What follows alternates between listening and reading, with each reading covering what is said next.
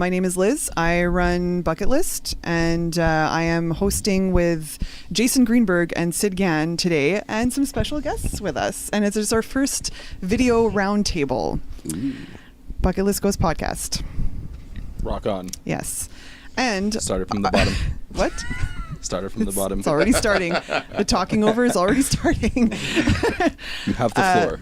Okay, so topic of discussion today is it's a very interesting one. A lot of people have been sort of bringing it up on social media, especially. And I thought I would just invite everybody here to have like a brief discussion about it, just to hear our opinions and what we have to say. So music versus the musicians involved.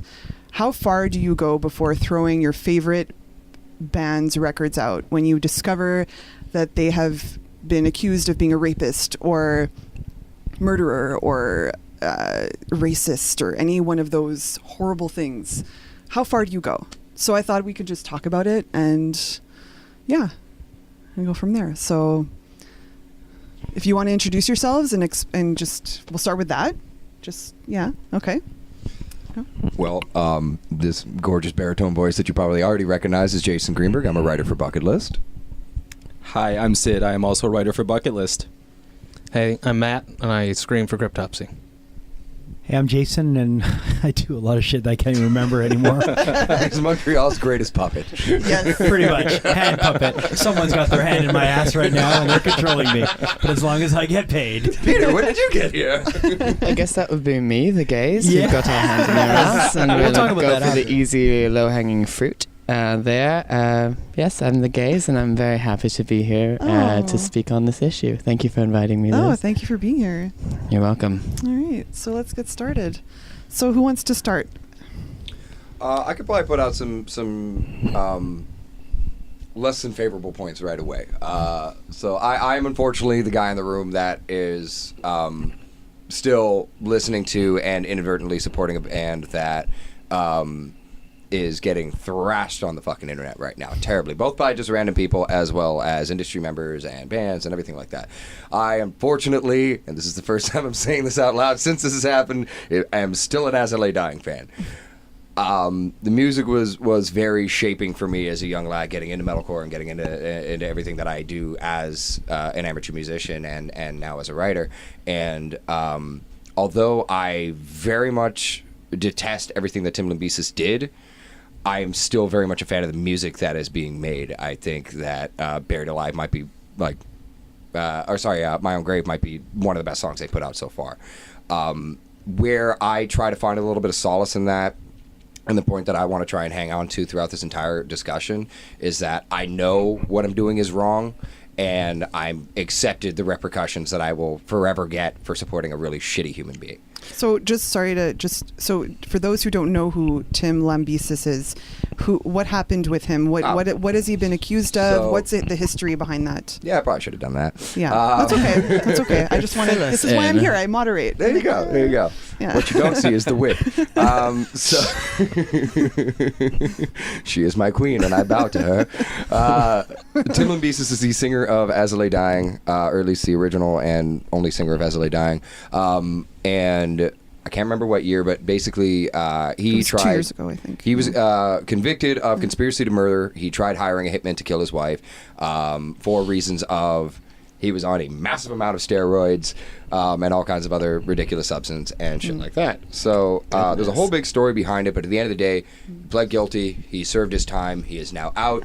A massive discussion was a round table similar to what we're doing right now was done online, where each band member kind of described the situation with which he came back into their lives, and which kind of ended sort of anticlimactically with, well, now I guess we're kind of making music. I just watched that the other day. Yeah. Like, it was really intense. Like, the band members don't even seem like they're completely by his side. It seems like they're just doing it for the sake of doing it, but they don't seem very happy with it. The live footage of the show they played a couple of weeks later. Oh, okay. Then it's right. Then they're back to normal. Yeah. All right. They're a big happy family again. I actually want to ask about that. Maybe I haven't checked this out. How has response been to their recent run of shows? Well, so again, as a fan, I saw a video and it It was As I Lay Dying. It was everything they used to be. Okay. It's like nothing ever happened. And the shows are selling out, right? Yeah, no, crowd was eating that shit right the fuck up. Big time. So as much as you say that, you feel guilty or whatever, and this isn't an accusation, it's just obviously they have a fan base that is still willing to listen to them and accept them and kind of not necessarily look past. I mean, I think in a lot of cases people are looking past. And this isn't the only band that this has happened to. No. So I think what's important for context is to remember that people don't necessarily look at a band as individual members. They look at a band as art, right? Yeah. And they'll hear a song and separate that from what any individual member may have done with malicious intent or whatever the excuse was, in steroids or on a bunch of drugs or whatever it was.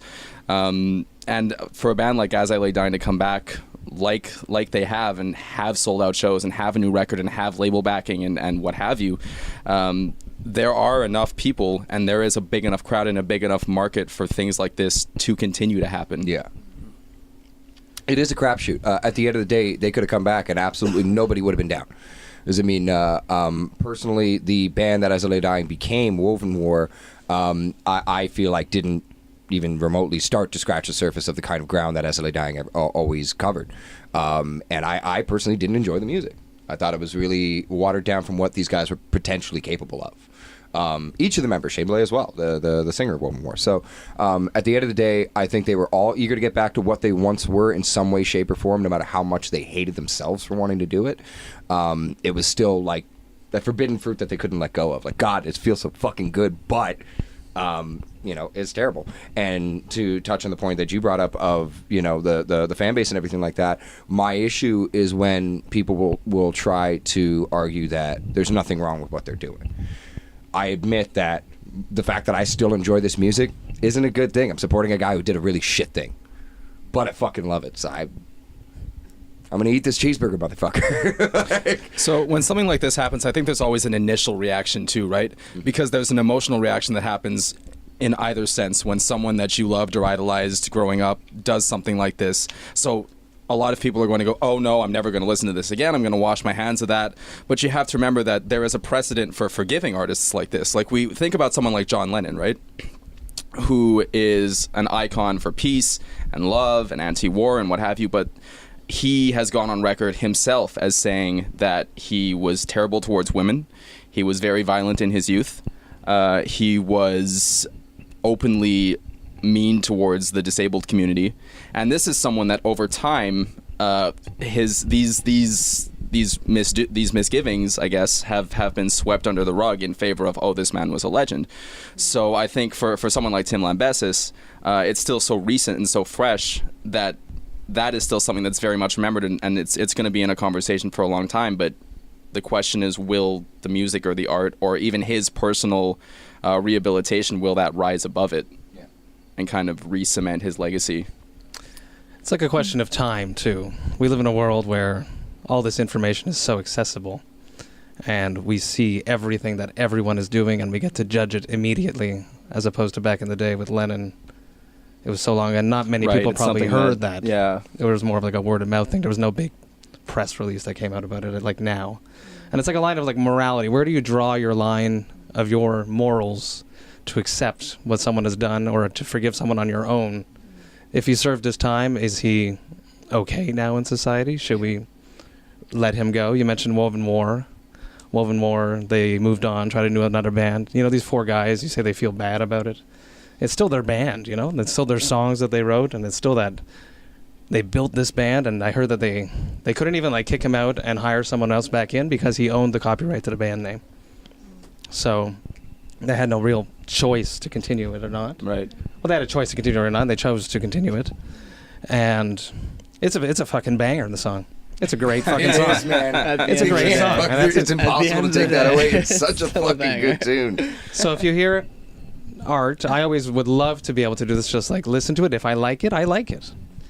It doesn't matter who made it or what. I completely agree. Like, I've always had that moral, because there's a lot of music that I listen to. I don't know these musicians. I've never met them. They could. I mean, we're seeing what's in social media right now. That's what we're seeing, but we don't know any of these people. We just have to focus on I think we just have to focus on the music and enjoy it. And unless they're saying things in their lyrics, like, unless they're a gimmick band and they're, if they're saying something like, rape everybody, like, or something like that, it's then come on. But if it's gimmick, it's gimmick. But I mean, I completely agree. And he should have. I don't know if they just mishandled. They did that hype video. Maybe I missed some things. Yeah. They did the hype video where they just saw the hand pick up the microphone, and everybody knew it was the original lineup. It was all this speculation on Metal Injection of it's their tattoos, it's his finger picking pattern that he uses, so we know it's this guy, that guy, and then we know that it's him. But maybe they should have released a statement, or he should have released a video statement apology. That would have maybe gone over slightly better. It was incredibly backwards. It was incredibly backwards how they did it. Doing everything after the fact already created a lot of uproar and a lot of, I guess, poor promotion, which some could argue doesn't exist. But it was very backwards how they handled it. Absolutely. But there's also the question of whether or not these people who have committed wrongdoings should have a platform, right? And it's okay. I'm gonna go out there a little bit. Charles Manson was a musician. He was an artist. He was also one of the most notorious mass murderers of our time, right? And when he died, obviously, the mass reaction was more or less good riddance. But then you had the select few people who actually listened to his music and heard that side of him. And someone who was very famous, Darren Malakian, posted on Twitter, rest in peace, Charles Manson. And he got a lot of flack for that. And he came out saying, not rest in peace, Charles Manson, the cult leader, rest in peace, Charles Manson, the artist, this man who has inspired me with his music. So that's really interesting to think about as well. And you shouldn't necessarily feel bad because you have this nostalgia, this connection. Music is an experience. So when you go back to appreciate an old album or a band that you grew up listening to, you shouldn't necessarily feel bad to go back to it because you appreciate the band, not the people in it. Yeah. I think if I could, the gays would love to jump in there. Say on that note that I think it's very mature to take that kind of route and approach to a creation wherein we can look at a person and their actions and their doings as an item and their creation as something else, and it's quite beneficial to us to do that, or else we would need to rule out many things that have been beneficial to us as a whole. Technology that was invented by Nazis, blah blah blah blah blah. We have so many things that we've realized to be positive creations, and we're able to moralistically separate ourselves from the people who did them, and that's been to our credit, to our benefit, really. So I have a personal example of a band that I used to listen to a lot that I actually find very difficult to listen to now. Oh, yeah. I know who you're talking about. This is going to be fun. I am talking about the Lost Prophets, who I don't know if you are all familiar with what happened to the Lost Prophets. No. For those listening at home. Were they found? So I'm not going to go into too much detail. They were a band that was very large in Europe and by extension quite big here for a while. Kind of like the European Incubus in sound, I guess. They released 5, I think, very successful albums. And then it started to come to light that their singer was doing nose-related substances and other substances. And with female fans, he was doing things that one should not do with children. Come on out with it, homeboy. Drop the pedo bomb. Yeah, he raped babies. There it is. We're not talking about kids. I remember We're talking hearing about about that. babies. Yeah. Such as the And day he was born. bestiality, too. Poor choice of word. Yeah. And now it's, you can't find their music on Spotify. You can't find them. Not that you can't find it, but it's not. There's no label that is Willing to backing support it. the uploading of their music on any real platform. Fans are still uploading it all over the place, but they don't have a website. They don't have an official platform. And again, the band is not him, right? The band is 5 people or 6 people who came together and created this music. They worked together. They wrote the songs together. They formed the image together. They had label backing. They had producers, recording engineers, like any other band does. But I personally can't really listen to these songs that I grew up loving because every time I listen to them, I have this piece of information floating in my head that's like, he That's did pretty something disturbing, though. really gross. Yeah, that I would feel the same way. I don't know the band very well, but that's pretty messed up. That's a hard moral line to cross. then. Yeah. Would you, question, if they replaced him, would you become a fan again? I think so. But I don't know that I could go back and listen to those old recordings. Okay. You know what I mean? Like, I would be willing to give the new recordings a chance. Having said that, they actually released a record under a different name Okay. with the members of Thursday. Oh. It's not good. Oh. So that was really We're unfortunate. gonna miss. But I gave it a shot. I was willing to give it a chance. So I guess yes. Okay. And I would watch live performances of old songs with a new singer because that would give it a new voice and it would give it a new texture, and that would be interesting. Is he in jail now? Like, what? Where is Oh, he? yeah. Okay, how long? Yeah. For life? 30 I or- don't want to for imagine 30 what's happening plus to years. him right now. Okay. 30 plus years. Yeah. Okay. Yeah. Yeah, that's horrible. He's at a different kind of roundtable. Zing. Yeah. Again, to touch on that, we go back to like say that I listened to this person before, and like I remember when you invited me for this discussion, you said, "At what point do you throw out the record, and do you stop listening to the record?" It's not. The guys have not really run into this problem that much firsthand. I mean, Nelly Furtado hasn't raped anyone as far as I know, or like Nelly and like Beyonce is not a killer. Yeah. Aside from her looks, but Well put. she's it's not something I've actually firsthand dealt with. There's not. I think the closest thing I could come to in my experience is when Kesha's producer was like fucking around with her pretty bad. Oh, I remember that. And then like that, but that wasn't Kesha. Like I would continue listening It's to still- Kesha's it's not her. records. Yeah. Like if she didn't do anything She bad, didn't she do had shit anything. done to her. So I mean, it's Well, it's the industry, right? Like everything. yeah, it's the industry. Yeah. I think it's I might get smacked right on the head for this one. I think it's a little genre based. Interesting. I don't know that it is. Would you say that it's more within the metal community? Yes. Because it's interesting you bring up Beyonce, right? Because in the hip hop community, crime is Sells. It's very well. It sells and it's very much part of the lifestyle. At least in the 80s and 90s, that's what these musicians were rapping about. Like they were rapping about coming up in poor areas and having to Well, sell that drugs. song, "Girl, I'm Gonna Make You Sweat" from. Salt and pepper? No. No, that song. What? Oh God, what is it? Who? That classic from like the '90s, where everyone was. It was like this big hit on the radio, and it was about rape. It was about him raping a woman.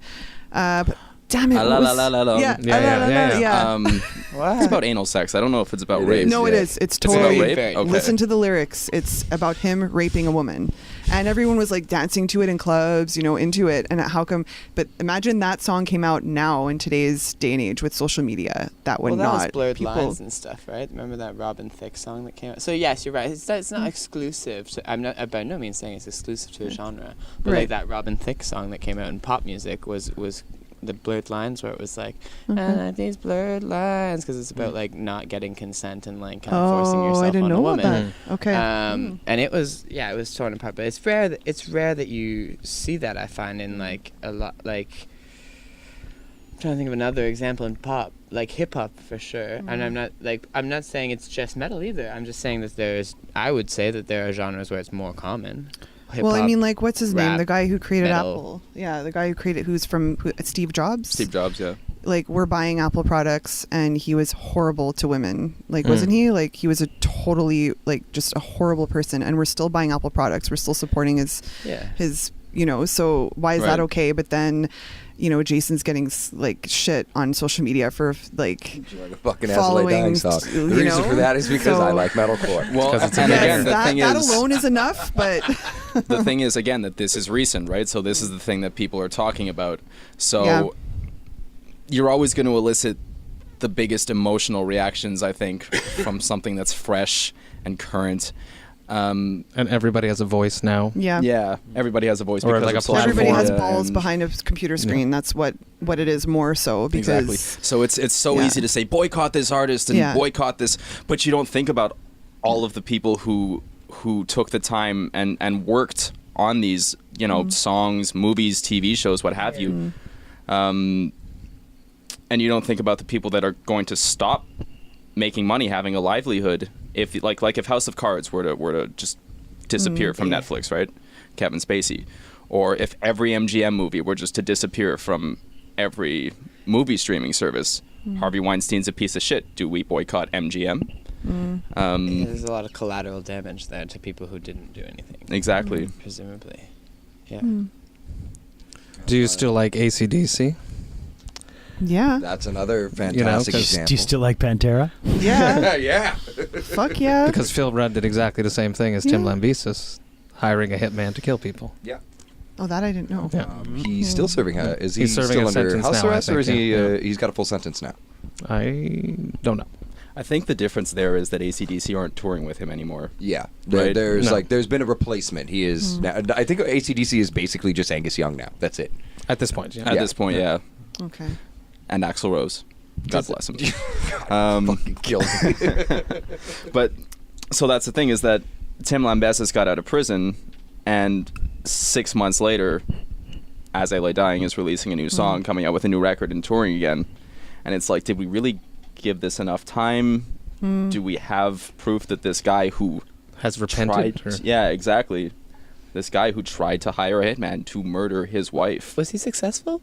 No. He was not. No. Thankfully. Nice. Went to So, jail. the They guy had you two tried children, hiring too. turned out to Did be a his cop. time.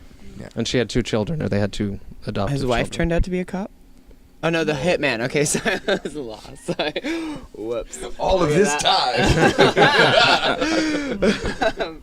Okay. And then there's like the other side of it too, where if you look into the black metal genre, where there's, there's Varg, who was the Burzum frontman, who killed another member of Mayhem in early 90s and was involved with all the church burnings. Oh, wait, I did hear about this. And then there's the Okay. drummer of Emperor, early 90s as well. Faust, I think is his name. Killed another dude in the woods, went to jail for that. And then it sort of like creates this mythical thing around, or aura around the band that they're true black metal, so they became more popular. Yeah. I think That's ironic. It's opposite of what's happening right now. So I don't know if it's just the timing of it, because Interesting. back in the day it was tape trading, and then you'd hear, oh, this guy's a murderer. It's like it's creates like this no press aura. is bad press, Like Yeah. it's I think it would be. I don't know about this band that much that you guys have been mentioning, but I mean, I would be interested to hear a record by somebody that is that crazy. I think that's where it falls Right? into it. Right? Yeah. Isn't it? Yeah. That's what I mean with the forbidden fruit thing. You're just kind of like, well, oh, but kind of, but yeah. Like Charles Why? Manson. Side I- note, he has 3 records where he impersonates Arnold Schwarzenegger. I'm in. Um, Austrian Death Machine. I can't hate it. No I can't word of a hate it. lie. This is actually a thing. This is real. Okay. I think there's a song called Get to the You Chopper. can't make this shit up. Yeah. Wow. Yeah, but see, like that says something about us too. Like to say that we want it to know. Like it's like why we watch Saw. Curious. Like who wants to watch that movie? If it set on premise, it's a movie where people get chopped up by weird, creepy games, and then everyone's just like, I bet I could watch it. We I have bet I could do it. curious minds, curious Curiosity minds. killed the cat, man. Yeah. Like for and- me, I'm fascinated by serial killers, so I read up a lot on them, and it doesn't mean I'm gonna go kill people, but I just am fascinated by them. So yes, I exactly Yeah. right. Right? Yeah. It's So was the drummer of Emperor, and he killed Oh someone. well, I won't kill anybody. I Keep an promise. eye on you. I am now Yeah. scared for my life. Scooch away. I will too.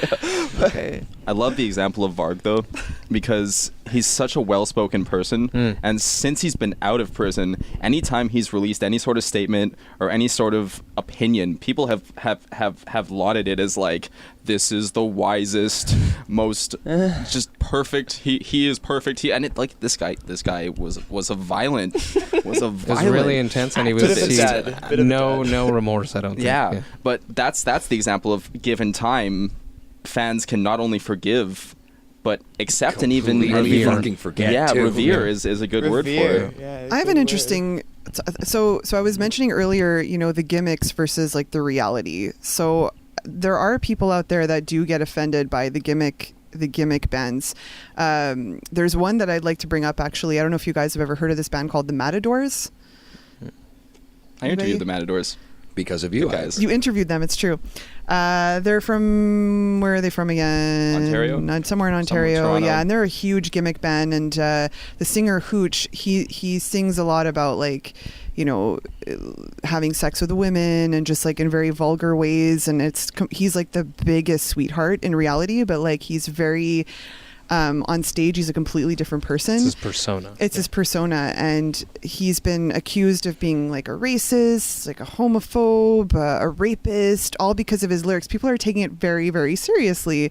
And unfortunately, I had an incident with Bucketlist where I sent somebody out to review one of his shows, and she unfortunately took everything he did seriously, and she's like, I can't believe you would cover this artist. And like, where do we draw the line on that? Like, what are your experiences? Like, G.G. Allen's the line. Yeah, G.G. Allen is another one, right? Like, yeah, so He's a pretty thick line. Yeah, it's a huge line. Like, it's so this is something that I always was sort of curious about, because people just are taking everything so I don't take anything seriously, so I'm not the best example, but this is something that I've always been sort of curious about. Like, the feminists just get out there and they attack, and they don't like, you know, what they're hearing, even though it's a joke. Where do we like draw that line? Antifa too. Yeah, You know, these black metal bands, are they true? yeah. You know, are they really, you know, Nazis and stuff? I think Because they might be, but Yeah. I've toured with a bunch of bands, and they tend to be really nice guys sometimes. You know? Yeah. There you go. and then they step up on they tend to stage, be you know, somewhat and nice. they're a different person. Why does a Donald Trump quote just come swimming into my head right there? Please forget about him. Yeah.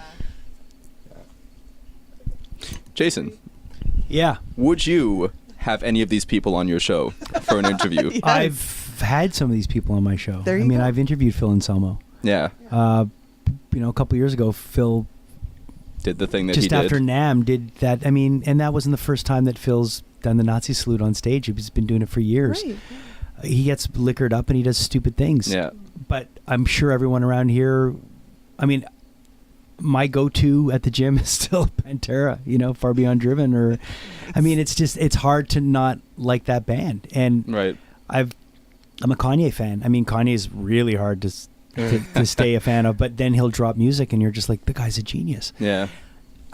The other thing is, people are human. We all make mistakes. I've done some fucked up things that I'm not proud of, and I think this guy from As I Lay Dying, is as much as it's horrible what he did his time. The band, they don't owe any explanation to fucking anyone. They're a band, and if people decide to buy into it, they buy into it. They're just making art, and their relationship between them is their business. And if you're in a band, and the dynamics in a band is really different than any other dynamic that you'll have in any other situation. I mean, when you're in a band with people, you guys are tight, girls, whatever. You're tight, and there's so much that's involved in that. I mean, I think the guy made a mistake. I think he probably wasn't in the right frame of mind, and he went to jail. He did his time. He was released. If he would have done what he did, got off because he had a hotshot lawyer, then it would have been a different ballgame. But he went to jail. The guy actually did time. I mean, Martha Stewart did time. Mm-hmm. So, in my opinion, Look at what kind of a gangster came out of that. No, but I mean, yeah, but I mean, she but hangs if with you Snoop like every day. right, but if you commit a crime, if you have faith in the justice system, and the person does do their time and comes out, there should be some kind of benefit of the doubt to them. I mean, it's not like if he starts doing this again, then there's an issue. But I Fool think us once. I think listen, and especially when you have anything to do with matters of the heart. I mean, how many times have you been in a relationship with somebody and you've made a bad decision, or you've argued and you've gone too far, or you've called too many times, or it happens, especially when you know, because love and hate are so close. So I think the guy made a mistake. I'm not a big fan of the band. I don't really know the music that well. I'm more of a fan of Austrian Yeah. I didn't know that was the same guy. I love that band. That's That Tim is Tim Lambesis on Lambesis. every single instrument. But I love that. But I think, I mean, as far as I'm concerned, and a lot of people were talking about it when it happened, and the promo video that they did. Hey, listen, the band's just trying to capture what they had before, and I'm fine with it personally. Would you go on tour with them? Fuck yeah, because we probably play in front of a lot more people than we would if we went and headlined ourselves. I have a hard time, because I've had this expression: when you point the finger at somebody, you've got three more pointing back at you. And it's like, it's really easy to throw shade on somebody, but at the end of the day, everyone's got a story. Everyone's got shit that they've done. And it's sometimes it's a case by case basis.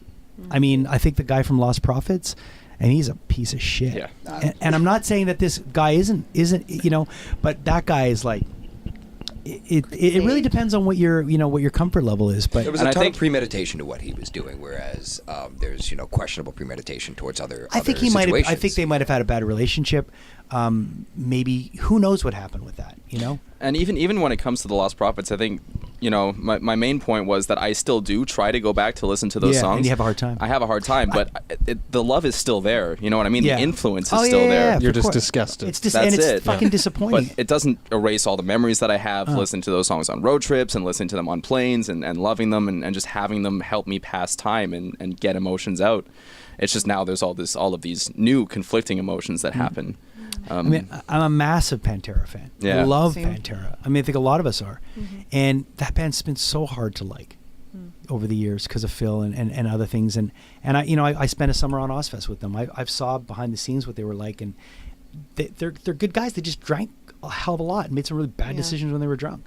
And I'm not saying that I excuse anything that Phil does, but for a while after that last one, I was like, oh, I'm done. I gave away my box set. I was like, fuck these guys. And then, every once in a while I'll be like, oh, I really miss Cowboys from Hell, man. And then you have to separate the two. Yeah.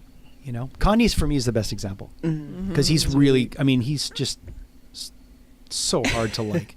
But as a musician and as a producer, oh my God. I mean, you look back at everything he's done for hip hop, right? Yeah. The way that he helped Jay-Z build a career, and then he built his own career. Well, and he helped Jay-Z build a second wave of career, but right. And even someone like Jay-Z, who again started off on the streets selling drugs in the ghetto, has a perfect past by no means, by no stretch of the imagination, and now is one of the most important musical figures in our modern zeitgeist, right? And he actually recently went on. He had a talk with Letterman where they touched briefly on Kanye, where he was like, "Look, this guy is like my little brother, right?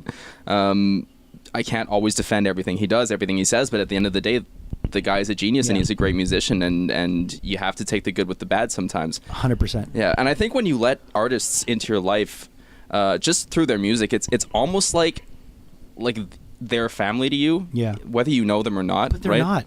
They're not. They're not. You don't know these They're people. not. You don't know them. And chances are you're going to meet them. And if you meet a lot, I mean, you guys have interviewed people, you've toured with bands. I mean, a lot of the times you meet these people and they're fucking horrible, shitty people. Happened to me. But you love their music, and it's happened to me numerous times where I've met bands or artists or actors, and I've been like, I'm such a fan. And just this past weekend, or a couple weeks ago at Comic-Con, I met some artists that I was a huge fan of, and I was like, oh fuck, I'm gonna have a hard time watching that show now. But that's just, It could just be that day for that guy, though. 100%. Could be a And bad that's day. We're all why. human. So yeah, I try to give people a pass, but yeah, it's hard sometimes. Yeah. I think that's really nice. I really appreciate that you went ahead and said that too, because I feel that you hit the nail, like a nail that I've been thinking about right on the head pretty well when you said that, like, they're just a band.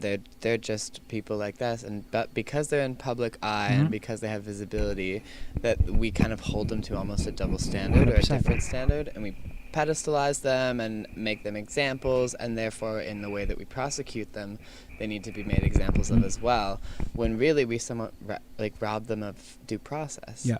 We have these like high expectations and hopes of these people we've never met, just because we idolize their music and we love their music. So We Big wanted dream. them to be as godly as we saw them as musicians. yeah, that's it. You got to pick your heroes carefully. Oh yeah, Learning Because that. and I've got maybe a handful of them, and they're like a guy like Henry Rollins. Oh, I love him. I'm not worried about Rollins. Guy He's like real. Guy like He's Chuck real. D. I'm not worried about Chuck D. Yeah. Like but at the same time, they're human. And like, what if Henry Rollins like did something really crappy? Would it ruin all those years that I like? I mean, there's certain people that I took they were my moral barometer. They were the people that I looked up to on so many different levels. So it happens. I mean, they're just fucking musicians. They're just playing music. And I think if we live in this world of like, yeah, that's it. Like, I think if we keep living in a world of hate and, judgment and accusing people and just being angry all the time, like, what's the point of trying to better ourselves if we're never going to be forgiven for things we've done? Like, we might as well just keep raping and keep murdering, because if we're never going to be forgiven for anything, what's the point? You're just replacing old hate with new hate. Yeah, exactly. In a different form. Yeah. And there's it's like so much zealotry that goes on in politics these days, and especially like keyboard, like armchair activists, computer politics, internet politics. So much zealotry. Just the belief of the movement is held above common sense. Is held above basic courtesy and compassion. Oh yeah. But now, idiotic. Just to bring it 100%. around, just to bring back the other side of it a little bit, I think there's been kind of a culture of, and you go back 10, 15 years, right? And a celebrity does something, and it can be something terrible, right? They could have hit someone with a car, they could have killed someone, and it could have been an accident. But a regular person goes to jail for that. A celebrity gets a fine, right? And I think there's a reason that historically a lot of hip-hop artists have been associated with crime, whereas a lot of white musicians maybe not as much, right? You see that, and they perpetuate it themselves. It's a vicious circle. They have this image to keep up, so they have to act like criminals, they have to act like gangsters, and then when it actually happens, people go, oh, well, we're not surprised. This, T.I.'s in jail or Lil Wayne's in jail. Sorry. It's just funny that you brought those names up. Love T.I. Yeah. You and your T.I. God damn it. He's great, but he's been to jail more times than, I've been to school. What was that other dude? The XXX. I never know how to pronounce his name. You guys know about that guy? XXX. What's XXX Tentation Extension? I think. Temptation or the rapper Whatever that just it got is. shot. Yeah. Oh, right. Yeah. I heard about See, that. nobody's heard of him until he got shot. I don't know who he was. I'm old, though. No, but still, none of us have heard of him. Still like, no. it just- Didn't yeah. know He's after part of a he was really shot. obscure. He's part of that very, very obscure movement in hip hop right now, hip hop and rap, where it's like it's all just SoundCloud shit. And like massive cult Well, following for his it, you know most what I recent mean? record went number 1. It was called That's what Question I mean. Cult Mark. following. So hip. So hip. Sorry to interrupt you, though, but keep going. What was I saying? It's called. That if Taylor Swift hit someone with a car, she probably wouldn't go to jail very long. That's Has because Nicki Taylor Minaj Swift got is any not Taylor felonies? Swift. Does Nicki Minaj have any felonies? Nicki Minaj? Yeah. I'm like interested if there's like a lot of women hip hop artists that have like. Has Nicki Minaj shot anyone for real? Do we know? No. I don't think we ever will. She got the money to cover it up. But yeah, has that ever happened? I was like kind of joking before when I was like, this doesn't come around now. But like, has like any That's a like good major question. female artist have a major like Naomi Campbell hit that bitch with a hit somebody with a phone. She hit somebody with a cell phone. That I remember. And then she did go to jail. Yes, she did. I remember that. Well, Caitlyn Jenner killed someone when she was still a man, but On the line, who's to say? Brandy actually killed someone in the 90s, Who's Brandy? and she wasn't. She was a pop I singer. remember Brandy that. Spears? Yeah, TV. she was not intoxicated. It was just an accident. She was super apologetic for it, but it ruined her career. It was something that people could not forgive her for. Whereas it's it was cool. an accident? It was Or just, absolutely like, an accident, fucking Brandy? but somebody died, right? She was Um, squeaky clean though. Yeah, She was like squeaky in clean. kids TV shows and Yeah. And she made one mistake, and it was a huge mistake, but it was just a mistake. She hit someone with a car and and killed then, them? yeah, that was it. What car was it? Whereas now, to bring it back a little bit, now there's kind of like a reckoning where, yes, everyone's a social justice warrior and everyone's, really strong behind their keyboards and they can say whatever they want and feel great. But on the other hand, now we're actually starting to hold these people to a higher standard, and I think that's good. And it's allowed people like Cardi B, right, who started her adult career as a stripper, which is something that in the late 90s, early 2000s, and before that, forget it, no one would have heard of her. But if she was in the late 90s, early 2000s, she would have gotten all of this blast back, and no one would have accepted her as a musician, and she would have never broken through the glass ceiling. But now, she's empowered to have a career and to be able to have a voice. And it turns out she's actually a very smart woman. She's very business savvy. She's a great lyricist, and she's very charismatic. Obviously, she can dance, and that's cool too, because it's given way for these people who never would have had a voice before to come out and be able to have prosperous careers. I think what you're trying to say is she's making money moves. She's making money moves. She don't dance now. I can't stand her. You don't Sorry, like her? I fucking can't stand I her. really like that I song. don't know who she is. I don't know. Cardi who B. she's She's Yeah. I mean, I can't. I don't get. There's the whole thing that's going on in hip hop right now. At least that part of hip hop. I like the Migos and all. Migos is a different story. When you make a career out of Flash. Yeah. Like I don't get it. I don't get it. I don't get On the other hand, what did you think of Lil Peep? it. Don't know who Little Peep It's is. No. it's Lil. But if he has Little in front of it, I probably don't fucking like it. So Yeah. he was making hip hop 90s. that was basically 90s emo rock. Okay. I mean, I'd have to give it. I don't want to generalize because I don't know, but like I'd have to. And it sounds ridiculous, right? But that's what it was. It's all songs about heartbreak, and there's these watery guitar chords with a lot of reverb, and it sounds like Blurry, right, by Puddle of Mud, but Yeah. it's, Oh, nice. but it's rap. Okay. And he recently died. He overdosed. What? Was it on cough medicine or? Something I don't know. Xanax, I think it was. All the things. Yeah, he's dead. Yeah, and I Lil think he Peep filmed died, it. yeah. He's killed himself, right? No, it I wasn't a was an overdose. suicide. It was an overdose. Because he filmed a video of No. himself before the night before, drugged out. Was that him? Well, yeah, that's He because he was, had a social media presence, but it Yeah. wasn't like a suicide note. He was just partying like he normally partied and went too far. Okay, because his video was kind of messed up. But you So- you watch his videos and you Yeah. listen to his records, and these are all calls for help, right? Like this was not a healthy person. He was was always young. on drugs. He was always depressed, and he was very open. And this Yeah. is how he lived, and it's how he died. And now again, artists like that are being given the flip side of the flip side, where artists that are very depressed, it's being romanticized. Well, that's and been going on for yeah, years. it's not new. that It's has not been new. going It's on like- for years. that's- It's music. Like we saw a whole slew of it in the 90s. Oh, there's none of them left now. You know, we saw a We've- bunch of we've it. still got We've Eddie seen Vedder, for that's it. years. We've seen it since the 60s. He's immortal. It's James Dean killing himself, and Yeah, that's something it's just maybe because of social media, it's a little bit more in our now faces. forget about now. Yeah, We're all- yeah. But it has been going on forever. Like it's just, it is what it is. Artsy people are always like more likely to kill themselves. Artsy people. Yeah, it's the like, tortured they're a bit more souls. emotive. That's it, tortured right? souls. Tortured Yeah. souls tortured that helps souls. create the art. Yeah. It's a stereotype for a reason. You don't just have like I don't know Chill why. Jan from like a mom's like soccer group that makes a sick hip hop record, or like a really deep, like Chill Jan with the hatchback with a really well adjusted family just made a really fucking banging like Chill Jen. Like Chill why? Jan, Why like- Jen?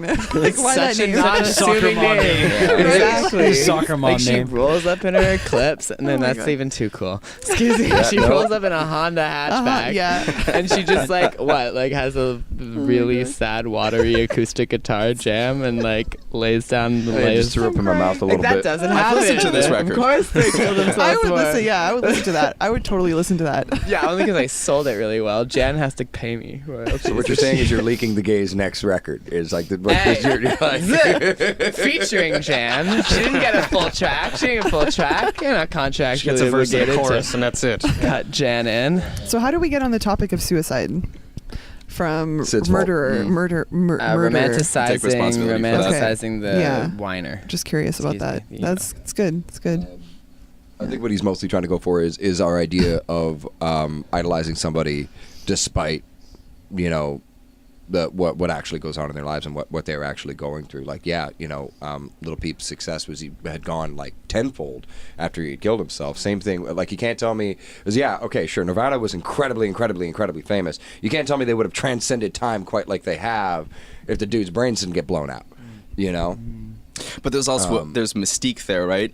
27 Club. Like Lane Winehouse. Staley, as much as Alice in Chains is still very popular, they're not where Nirvana is, right? No. And it's because Nirvana had that whole aspect of, did he kill himself? Was he murdered? Was it Courtney Love? Yeah. I think It was mysteries Courtney like that. Was it? And there was no I new think it music. was. But was it? It And- was. And there was no new music, whereas Alice in Chains came back, and I like Which it. I love it. No, I love Yeah. it. Yeah. I But love they're lucky yeah. that they can continue because Jerry Cantrell's voice is an essential part. Jerry's a big part Of of that. the And voice. I don't think people Yeah. No, realize I how don't big think- of a part that Jerry. I mean, not only that he also wrote everything, but Jerry's such a The sound of his voice is They're actually one of as the few essential. bands that were able to do it and do it well. Yeah, But I'm that stoked band- for that new album. Fucking band's so solid though. It's like, I saw Alice in Chains with Lane. Yeah. Oof. You're gonna have to tell me all about that when we're not on camera. It was cool. It was cool. How long ago was that? He was. They were on tour with Screaming Trees and Grunt Truck, Oh. And this tells you how messed up Mark Lanigan was, who's still around. Mark Lanigan was so messed up that Lane Staley had to fill him in. Fill in for him. I had no idea. So Lane Staley sang for Screaming Trees on the show that I saw. Wow. I'm so jealous. You have no idea. Can you imagine how? So everyone says how Lane Staley was such a bad junkie. Well, he had to fill in for Mark Lanigan, which makes Mark Lanigan was the mother of all junkies. But Mark Lanigan is still alive. Mark Lanigan's a fucking tank. He is. Like, how is this like, wow. I had no He's idea. amazing. But I mean, just and I think back at that, I'm like, wow. That's incredible. Some people are just, are built different. He's like really buff. No, he's just really, I don't know. He just has a very high tolerance for things. I think so, yeah. The organs Yeah. with which keep him alive. Yeah. Are Yeah. apparently He might be buff. Yeah. You'd actually really fortitude. like Mark Lanigan. Yeah. He's got so many sides to him. He's great. Great. Yeah, I love he's a really cool multi-sided guy. things. Cool. Yeah. I have an interesting point. You brought up Mark Lanigan, Yeah. and it connected me to Queens of the Stone Age. Yeah. Where someone There we like go. Josh Homme, Josh Homme. Careful. Josh Homme, Josh Homme. Josh Homme. Josh Homme. Is that how you pronounce it? Is it Homme? Homme. Okay. Everyone He's hates Josh he's Homme everyone's Homme. and Who hates Eagles Josh of Death Homme? Metal.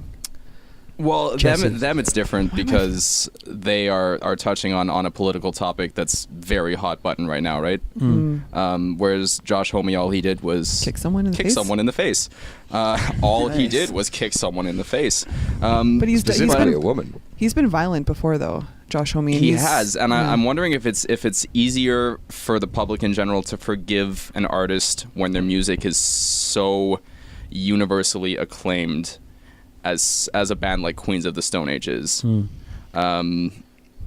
versus someone, for example, like T.I., who, big in the hip hop community, but at the same time throw around words like sell out, whereas even in his own community he had split opinions, and now he's kind of like he's nowhere. Wasn't he just in Ant-Man? He was in Ant-Man. Yeah, so he's not hilarious nowhere. in that. He's doing well. His He's acting transcending. career He's is going to start fine. acting now. He plays himself. Yeah. That's step one. That is It's true. You know you've made it when you can play yourself. Sebastian Bach. I think a guy like Josh. Yeah, because you've interviewed him a couple of times, right? Oh yeah, I know Josh. Yeah. No, I spent the Okay. whole summer with him. So there you go. What is your intake on this? I love Josh. Yeah. He can kick whoever he wants in the face. What Fucking Josh Homme, man. What happened Come on, though? he was in Caius. Fuck off. He was in Caius. That's What Yeah. exactly? He just. What Did happened? you not hear about this? I heard about it. I don't know exactly the whole context of it though. I don't. We can't stand up and act it out. Okay. No, I understand the kicking in the face. Why? What? It was a photographer. Basically, ahead. he thought he was just kicking somebody's camera out of their hand. But in No, reality, no, that's he, not what happened. did he? Yeah, like He kicked the camera you into her personally know face. the guy, so please, by all Well, no, I means. mean, I listen. He there, when you press pit, the yeah. press pit, as you know. So first three songs. So there was a photographer there who's a really well-known photographer in LA, and it was one of these Jingle Ball shows. I think that K-Rock does. One of those Christmas time shows, and they were playing, and it wasn't a full Queen's show. I think it was just one of, you go on and do 4 or 5 songs, and I think already he was pissy about playing on backline or whatever. And she was there taking a picture, and he went and guess he found she was a little too intrusive because she was leaned over, and he just went and gave her a nasty look and leaned back and nailed the camera Right in her face. And the camera went back and hit her orbital, and supposedly she spent the evening in the emergency. Okay. And she was very vocal about it. Yeah. Went all over Yeah. the place. Yeah, which is why we all. And know 2 about days it, later, yeah. he sat and he apologized, and it was squashed. There you But go. Yeah. it made headlines everywhere. And the Yeah. great thing was, Well, it was handled well. right. But the latest single is "Feet Don't Fail Me Now," and if you're back selling that song on CHOM, That's funny. Yeah. and you have to say that, well, "Feet Don't Fail Me Now," and it was beautiful. I used it for about a month. That's a great riff. But the thing is, anyone that knows Josh, they've been playing drunk or some form Yeah. of fucked up for years. He's on a lot of. It's a total crapshoot. everything. You're gonna get a good. You're gonna get a good Queens of the Stone Age show, and you're gonna get Oh a no, drunk I've Queens of seen the Stone Age about show, 40 Queens of the Stone Age shows, and no matter how messed up, they're always good. They are. Yeah. They're just good. I mean, It's just better and then but good. it's kind of it's sad because it's that bad boy rock and roll thing, like, oh, kick the camera out of the way. And I don't think knowing him, I don't think he would ever want to hurt anyone. I don't think he's the kind of guy that would maliciously want to hurt anybody, but It was a bad move. It was Plus, he like an didn't- instant, he- like, sorry, Sorry, go right ahead. like Randy Blythe, Yeah. pushing a guy off stage type situation. Yeah. I mean, it's like or fuck. Maynard wrestling the child down. Right. But Randy handled that very, very well. I mean, he went back, he took his lumps. He said, Yeah. and he told his fan base too, listen, I'm going to I go gotta back and I'm take going care to of take this, what they yeah. have to give me for this. Right. And then it's amazing how a very similar situation, maybe different circumstances, but he went, did his time. Mm-hmm. Your and buddy was from forgiven. As I Lay Dying went and did his time. No one is giving Randy any kind of shit. If anything, like I don't know anyone that has I anything haven't heard a thing. Mhm. anything bad to say about Randy. No. So What's the difference? I mean, especially now that he's handling this So- alcohol a hell of a lot better. Like, Well, yeah, you know, the court of public opinion is always subject to who's making the judgments. But we all make mistakes. That's at the end of the day, we all make mistakes, and we all do shitty things sometimes. It's just some of us are a little more under the microscope than Plus, others. a lot of people like to stretch the truth a little bit and That too. exaggerate, and especially on social media, the rumors start spreading, and it's so easy to misinterpret things nowadays. Well, I think it also So- depends a lot on how loud the accuser or the complainer is too. Yes. True. Very true. Well, You take- the Maynard situation. The Maynard situation, someone like Aziz Ansari is a very similar situation where remember someone what I went was. through with that? Oh yeah. You went through a fun time with that. Oh, But man. where someone who's anonymous, right, comes out via a press outlet and launches very serious and very direct and very specific accusations at someone with the very real intent of trying to damage their career. And then it's like, okay, well, they're anonymous, so they're not looking for fame, but at the same time, how much of this do we buy into, right? And whose word do we take? Do we take this famous person who, let's be honest, a lot of people vicariously want to see famous people get torn down. They want to see them They fall. strive off it. Yeah. Yeah. So it's interesting to think about how much power we as a public forum have versus these individuals who are larger than life, but they're still just one person at the end of the day, right? Yeah, more than ever, I'd say, and it's scary. And the court of public opinion is arguably more consequential than the real court these days. Yeah. That's so Your ability to survive and live after something like that is slim to none. But I think there's a really thick underlying property that kind of hit me as we've been talking about this that I really, really, really think we should touch on, and that is that individual's ability to handle that situation and to be able to own their shit and apologize afterwards. So, like, we can touch on all of them. Josh Homme came out and gave a somewhat sincere apology. Yeah, of course. The dude somewhere in his head knows that he's got an issue that he should probably look into in some way, shape, or he's form. a dad. Like, he's got kids. Like, You know? he knows he was. He knows what he did was stupid, and he apologized. Exactly. And what are you gonna do? Like people, like I said, people make mistakes, and the guy, when you're on the road and you're touring and you're under a ton of pressure, and there's all kinds of shit that can be. And Yeah. like he might have just had a bad day, and who knows? Maybe she was really fucking annoying.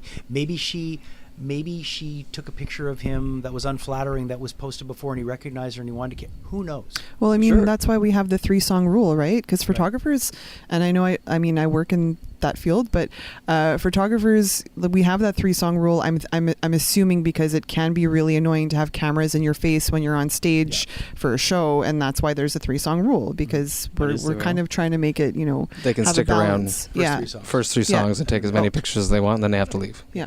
Yeah. Yeah, it's like that for most shows. And it's interesting too, right? Because it's not just the first 3 songs.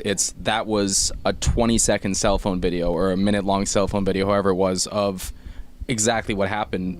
But you didn't see what happened before and after, right? You didn't see if she was really in his face. You didn't see. That's creepy. That's There's a lot Yeah. behind it that you And didn't it's- catch. The reaction was still poor, but I think the most important thing out of this was his ability to come out and publicly say something. Same Right. thing with Phil. When Phil did his Nazi salute for the 90th fucking time or whatever it is, he still came out and you could tell there was actual pain in this guy for something that he knows he did that was incredibly stupid that he thought would be And funny. especially the dumb excuses like The white wine. The white wine. Yeah, the white wine Like, thing. dude. But you tell there's a level of ignorance Wait, with he this said he guy was that way just so white precedes wine. everything else The thing about is, him. if you know Phil, if you've ever been around Phil's not necessarily a racist. Like, he's not. I just think he's just he's brought up in a certain part of the world where some things you'll say can be thrown around, and it's unfortunate. But I mean, you know, because he went on saying about how he was brought up by a black nanny who was a lesbian, and like all these things, and how he's not. And He's very defensive, but you could tell he knew that he did something horribly fucking wrong. That was the point that I think is the most important out of here, is knowing when you do something wrong and owning it a little bit. And when, what's his name? I'm sorry, I'm going to cut you off. But when Buddy from It's All About the Blood, the Sweat, the Beers, the Tears. Somebody help me. Rob Flynn. That's the one. Rob Flynn went on a raging against him, tirade against him. Yeah. And that's because Rob's toured with him for years. And Rob knows. You know, there's stories about Pantera on their bus and listening to racist songs and all kinds of crap. You know, and it's hard. It's hard to hear that because the thing is that, you know, you're talking about some guys that were from Texas and some guy from Louisiana, and they were just there's some weird, you know, and it's a different part of the story. And their whole imagery, like, you know, like the Confederate flag everywhere. Flag and all that crap. I mean, it's like a different time, you know. But that's interesting too, because it brings up another topic of like, it depends who you're attacking, right? Because yes, Phil Anselmo has done what he's done, but Rob Flynn has attacked every other metal band under the sun, right? Like, the guy runs his mouth like nobody's business. And I love Machine Head, but, you know, he'll go after Avenged Sevenfold. They're not metal enough. Such a hateful He'll go fucker, after... absolutely. He's such a bitter and there's little fucker. prejudice within his own community that he claims to be fostering. And with Machine Head songs, right, they're fostering this acceptance and this tolerance, and that's kind of their whole... or a lot of their thematic base is like, we are the community and we are strong and we are going to overcome. But at the same time, he's in front of the camera or on the radio and going, oh yeah, this band, fuck this band, they're not metal enough, they don't have enough solos. Dude, and it's like seriously, like, enough with that. Like, I hate that. I can't stand that. I mean, just like I said, one finger pointing at somebody, three are pointing back at you, and you got to really be careful with exactly pointing. So, but, you know, to wrap all of that up, as long as you've got the ability to just kind of publicly admit, and because whether it's true or not, you still had to go out and say something. You still had to go out and be like, you know, this is what I did, and this is, whether it's true or not, how I feel about it for this camera right here. You know, I still have to be labeled as a person that is apologizing for something right now. Right. Tim LaBeast, the same thing. Put out a bunch of statements and in a bunch of interviews, very clearly being like, I have done a fucking terrible thing. But I just want to try and live from here. Right. But then you have the other side of the coin. Then you've got the Maynard situation where, regardless of whether or not it's true, he's essentially being like, you're a complete fucking idiot if you believe this, and this is exactly why I say fuck social media. Right. You know, which is so much a part of Maynard's persona.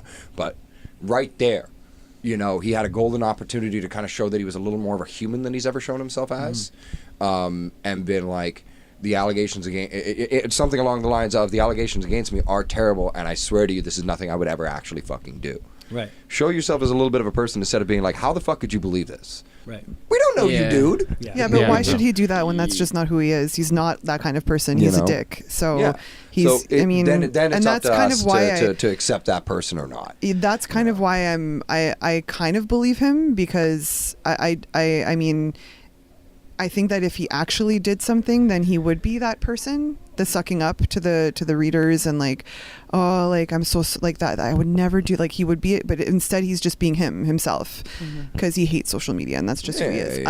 This is exactly why he's sworn off it, and it's only fueled his message, of course. But my point is, you know, the ability to handle it and the ability to damage control it is probably one of the most important things when deciding whether or not to to continue listening to somebody's music.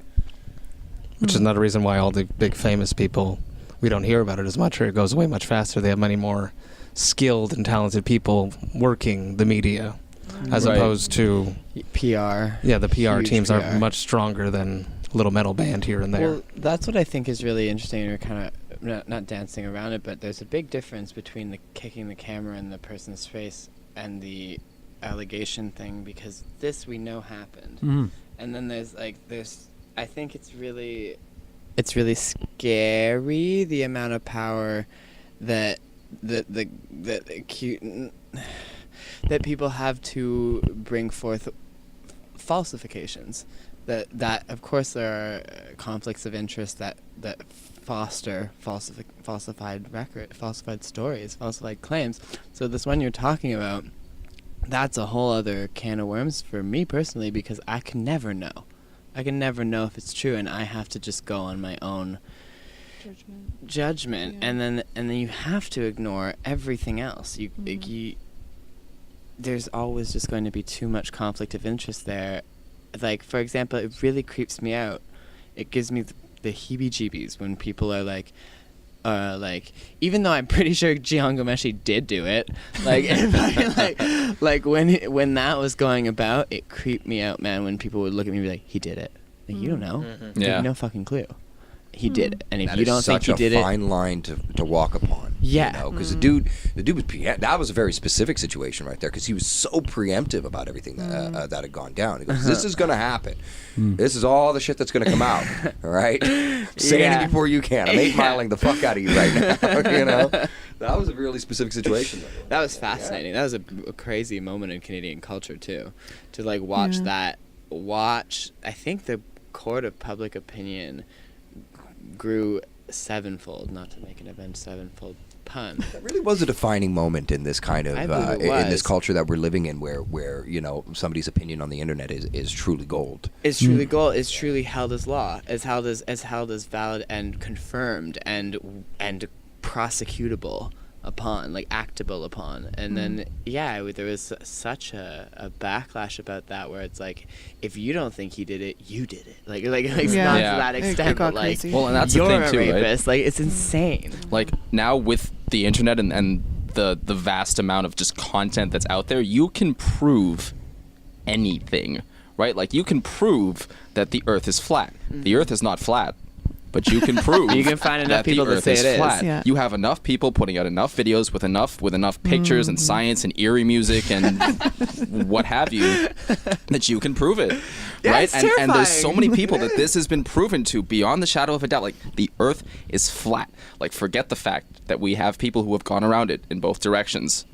It doesn't matter, because you can argue enough in the other direction that it's, and But it's I the found same it on thing. the internet. It's Yeah, flat. exactly, and it's the same You can thing. trust where, me. I'm the internet. The internet. right? Yeah. And you can prove that Maynard raped someone. You can prove Yeah. that Jan Gomeshi is guilty. You can prove You can prove that I hooked up with a girl in high school. It's not true. exactly, but you can prove it. John love Gomeshi, though, there were so many people that came out against him, and it's funny because of what I do for a living. I spoke to a lot of people that knew people in Toronto that had gone out with him, and they called him, like girls that had went out with him, they called him, he had a nickname, Creepy Hands Gomeshi, That's because he liked to choke, and he was rough and stuff. And I think what bothered me about that was there was no doubt in my mind that he had done what he had done. And I think one of the reasons why, and it's a common thread you'll see, is the people that don't end up doing the time for what they're accused, and they get off, but you kind of feel that they did it. They're the ones who really are fucked. Like a guy like him is fucked. You're not going to hear from him again. You're right. Because people know that he got off because he had money, and he got off. But what I didn't like about that, and what bothers me, and it goes hand in hand with the Me Too movement, and which I think is an incredible thing that's happening now, is that there are so many fucking, and I'm specifically going to say this about women, there's so many women that have been treated like fucking garbage for years in the workplace, and that have been not only mansplained, but that abuses of power, you know, and him, what bothered me was that typical abuse of power. Like, you've got this great platform, you're this great communicator, you're a great interviewer, you're respected, people love you, so many people tune into you, and you have interns where you abuse the power with them, and that is what gets me the most, is that abuse of power. Well, that could go both ways too, because since the Me Too movement, which I of course stand by, obviously, there are a lot of women out there who are making false accusations since the Me Too. There's always like the whole decapitated situation. I don't know if you guys are familiar with what happened to the band Decapitated. Yes. That was a very And that was a huge fucking mess for those poor guys. And you're going to get that. Yeah. You're going to get that for sure. You're going to get that. So it's.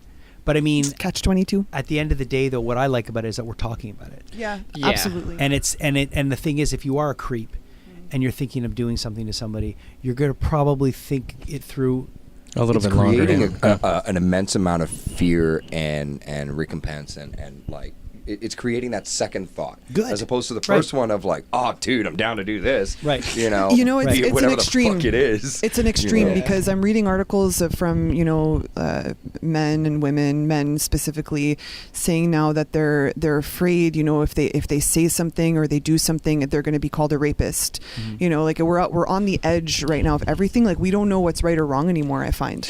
Well, I think it's too bad because there's a level of like, yeah, okay, maybe less people are going to do this now, but they're not going to not do it because they're thinking about the feelings or the emotions of the other person, right? They're going to not do it because sense of morals. Excellent point. Because like, Excellent point. now I'm going to get caught, and No, I don't want to yeah, get caught. But Right? it's the same thing.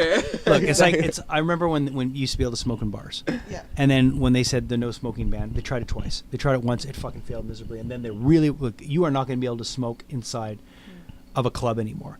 And I was like, there's no fucking way they're going to enforce this. And now it's like when someone smokes, like if one of you guys were to light up a cigarette in here, I'd be like, what the fuck? Yeah, we'd be disgusted. Yeah. So Yeah. it worked. How And did it was- they do that? I wish I was in Montreal and old enough to smoke when this Oh man, happened. I mean, I'm old, right? I wasn't implying, wasn't No, going but for I am. the jugular, No, but I mean, but I there you are. remember when you would go home and you would blow your nose after being out all It was night. disgusting. I Your remember hair that. would be You ruined. had to take Yeah, all your yeah. clothes and put And them have in the washing machine. wash your and, hair, And the yeah. fact but it was enforced through fear. It was enforced through fines, and it was like everyone was like, "Oh man, I know I would smoke in here if I could, but I shouldn't." Right. But eventually, less people smoked because of it. So I think with the Me Too movement, the people that really will still want to be creepy are going to double think it, and Good. it's better than someone getting fucking harassed and getting Agreed. Yeah, At for the The end sure. of the day. empowerment that's occurred from that is incredibly important. It's just too Yeah. bad that we see so many people's true colors coming through, right? We're like, well, now I can't even say hi to a Oh, woman. man. It's like, shut the fuck up, man. Like, you can say hi to anyone you do it the want. first And it's, place. and it's disappointing because all these people, like another person, when Charlie Rose was called out, I was like, fuck, I mean, Charlie Rose, like, you're everything that I ever fucking learned to talk, like, interviewing, like, and I'm like, oh, God. And Louis C.K. and Louis C.K. And it just, but Louis C.K., what did he do? He jerked off in front Another of someone. amazing apologist, though. Yeah. Right. Somebody which, who, are we like, really Yeah. surprised, though, that he jerked off He in front jerks of off women? in front That's of all everybody. he talks about Right. on stage. Yeah. I mean, I could It is jerk his off in front of you guys persona, right now. if you It want. just took one person being like, that did kind of bother me, for him to be like, oh, fuck. But I mean, But consent shouldn't be so complicated. Maybe I've been with my wife for too long. But No, but you know what? Like all the years that I toured with my band, and I was, I was footloose and fancy free, if I may. I never did anything that wasn't consensual, and I know that there's nothing that'll ever come out where someone's going to go, you did this to me. Like no, because I always had respect for people, Mhm. but I did some fucked up things. I think Well, a I really mean- good example. Sorry. No, but I mean, it's just anybody that's toured knows. I mean, there's a lot of willing participants out there that. you just keep in mind, though, that willing participant will be at the next show with some other dude Right. who's going to be your friend one day. Right. And then you're Eskimo brothers. Yeah. Which is, What is it's that? I true, also though. love how It's- this is being it's- called a I willing don't like that. participant as opposed to the What is general an Eskimo vernacular. brother? What's that? When you What have is sex with the same girl. Yeah. Oh, wouldn't know. I don't Okay. think we're Eskimo Or brothers. for the guys. But Matt and I maybe. At least distant, but probably a few. Anyways, right. I digress. Word. I'm a good husband. This went to a very interesting place. Yeah. Fuck our topic. Tell us everyone you've slept with. Oh God, no. All right, alphabetically. Is an Eskimo kiss something only an Eskimo brother can do? And then again, an Eskimo brother, we say that, and that's probably someone out there that's going to say This what we would be said is offended by derogatory. that. That's oh true. shit, true. Native brother. Fuck, what can we say though? Native Canadian fraternal We're all unit. fucked. There we go. Native Canadian fraternal unit Take away the should be native word. acceptable on all fields, I feel. That's true, though. Aboriginal fraternal. I don't know. How we doing? What were you We gonna good? say? I was going to talk about Dan Harmon.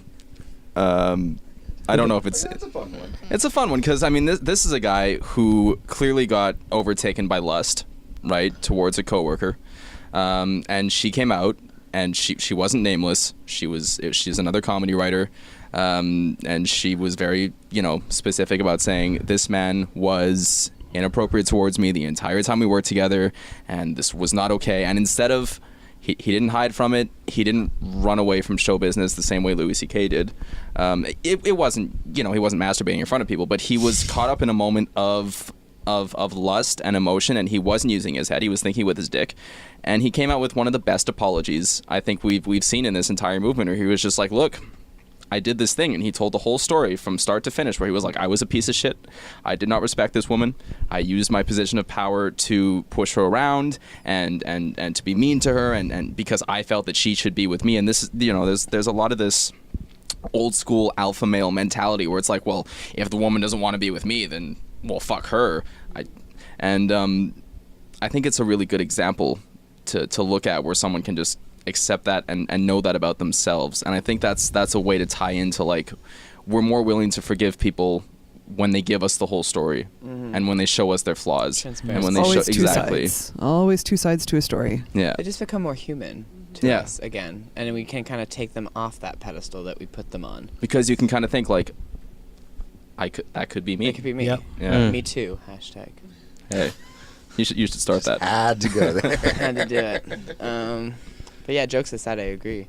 I agree that it's way easier to see someone as the same as you, human that they are, when they're willing to not. They just drop the smoke and mirrors a bit and be And I like, think- hey, I am Yeah. human, and this did happen. And I think that is a major difference between Randy Blythe and Tim Lambesis, right? Where Randy Blythe right away was like, look, I'm going to go accept my time for this. I'm going to do it. Everybody back off. I'm doing this. This is happening. Whereas Tim Lambesis kind of went a little crazy at first, right? He did. You know, until he finally, until there was this moment of sobriety that sort of clicked, where he was like, wait, no, I'm guilty. Yeah. No, here, yeah, no, I really did do this, and there's nothing around it. Just put me in jail. You Yeah. know? But you're absolutely right.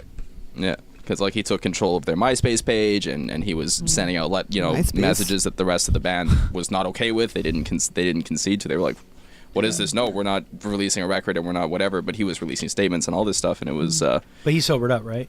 I think he's sober now. Yeah. Yeah, completely now. That's the other thing too. Is like sobriety can really change a lot of things for you. Yeah. And one of the things when you do get sober is there's a lot of resentment. There's a lot of things you got to, like, there's that wreckage of the past that you got to go through and clear up. And that's why I'm probably so sympathetic to a lot of these people, is that everyone fucks up.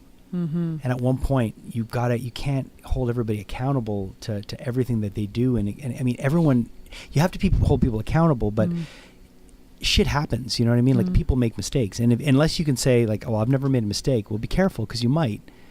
Do you feel Without like even that fucking is a realizing huge impact? Like, just the fact that if you become sober, that will make a change. Like, they're just it's the booze and it's the drugs that's Well, a making them lot of into people this. it is. Yeah. It's just bad decisions. I mean, how many times have you been drunk and made a bad or high and made a bad decision? I mean, or maybe a good decision, but you made a decision nonetheless. And a lot of the times, look, the whole reason why most people drink or do drugs is to either cut tension or escape. allow, or to whatever. I mean, but it's usually to put yourself in a state where you're more comfortable doing something. Or, I know for me, when I started drinking, it was the thing that made me able to talk to people. I was like, it took me out of my social anxiety. I was like, oh wow, this is so much easier. So you're going to make bad decisions, and I think sometimes someone can make a really bad decision when drinking that nowadays, if it's captured on a phone, You can't come back from you that. can't come back from it. And that's why I'm so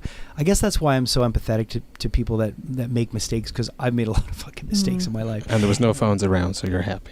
Yeah, but still, like, I've done some things. Like, there's a couple of videos that are on YouTube. One in particular where I'm not proud of it at all, because I was at a festival and a girl was taking her top.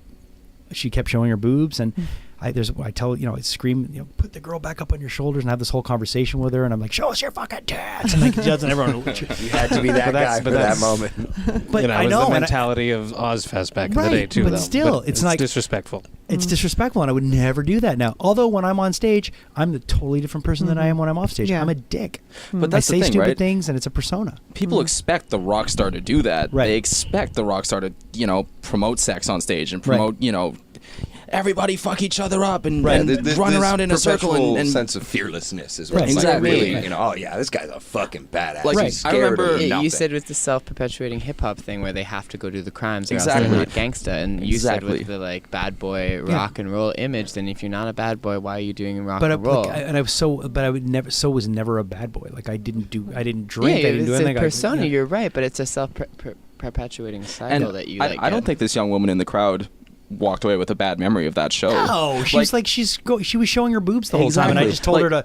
I said, "Are you a happy girl?" She said, "Yes." I go, "Are you free with your body?" She said, "Yes." I go, "Then show us your fucking tits," and she did, and the whole crowd went crazy. And then It's not like you asked the guy beside her to take the shirt off, you know? Right, exactly. No, I know, but still, it's not something that when my 11-year-old daughter is surfing You don't want that one YouTube to and going pop up, slaves on dope, like, oh, Dad, like, what's that all about? And I have to explain it to her.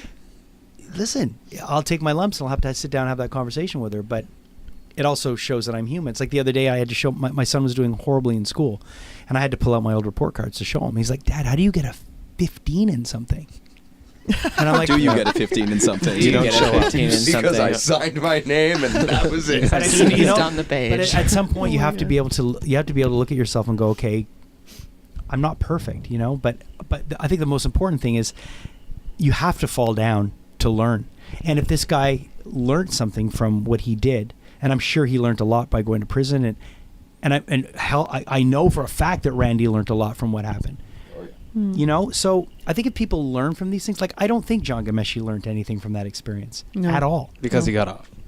I don't think he had. Yeah. Well, he got off and then he got off. But the thing that he lost the most, that probably hurt him the most, because he was such a fucking egomaniac, was he lost his position. He lost his position of power, and that's more damaging than anything.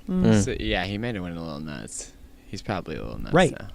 Probably was a bit nuts before. Right. Where there's like the whole of course I have to bring this up, the whole Aziz Ansari thing with that crazy, I mean, it's kind of old news now, but not really, because it's just when the Me Too movement started becoming this big thing, and I'm sure you're all aware of that situation, where there was this huge debate as to whether or not it was there was consent, there wasn't consent, whether or not it was communication, whether it was assault, or, you know. and I mean, in a case like that, like how do you respond to it? Because I personally, I've been on those kinds of dates, but I never felt like I was assaulted in any way. I just would, be smart, get up and walk away. Right. I wouldn't be like, okay, do your thing, and then I'm not comfortable with this, but I'll keep going, and then okay, I'm gone now. Like it was just awful, and I was getting my diary tomorrow. Yeah, exactly. Well, and then hopefully the texting him the next day, and instead of being like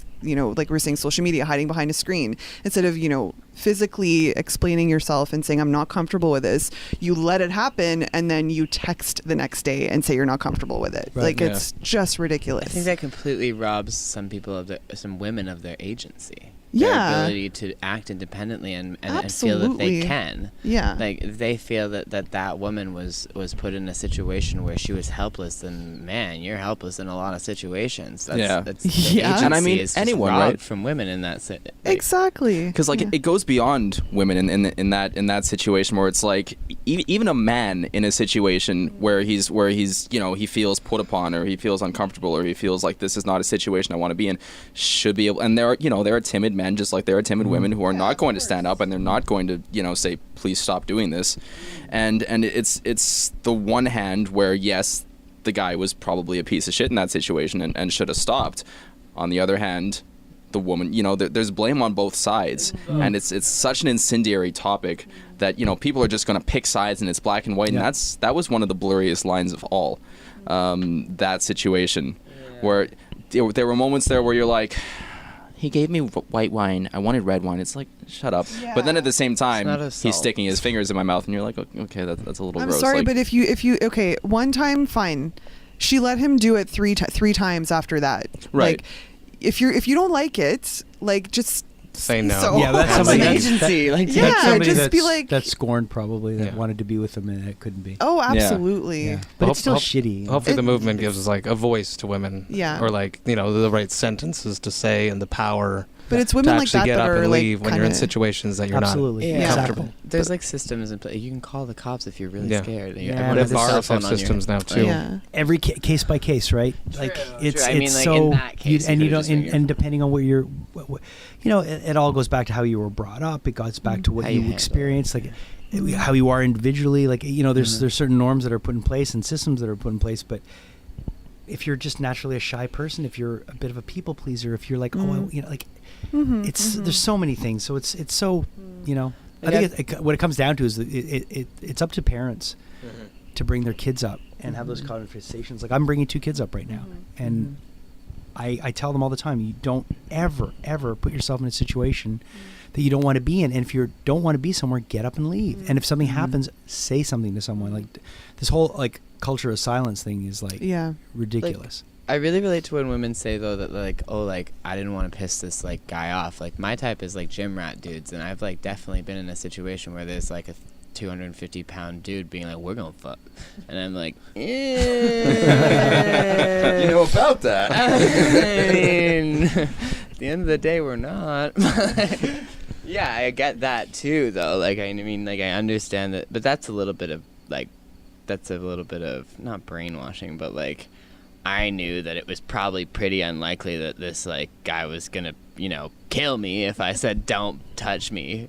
Yeah. But like, that doesn't mean that I wasn't concerned that he might. Like, I mean, irrationality can kind of go out the window a bit when you're scared and you're like, okay, yeah, this guy could bench press me. Like, there's no way. And maybe if I asked, that would be cool. But like, if I don't ask, that's not cool. Oh, for sure. Like, I mean, me versus, 15, 20 years ago, now there's no fucking way I would let anything like that happen. Like, any kind of, anything happened to me. But obviously 15, 20 years ago, I was much, I was young, I wasn't as experienced, I was shy. So, I mean, I did have a lot of those shitty experiences, like what this woman with Ansari, similar. But I mean, so I kind of understand, she was 21 or something like that. She was she was young, she was with a celebrity. It was exciting, but like, I just don't like how she went about it with, getting it, to the media, just expressing a bad date to the media to ruin this guy's reputation.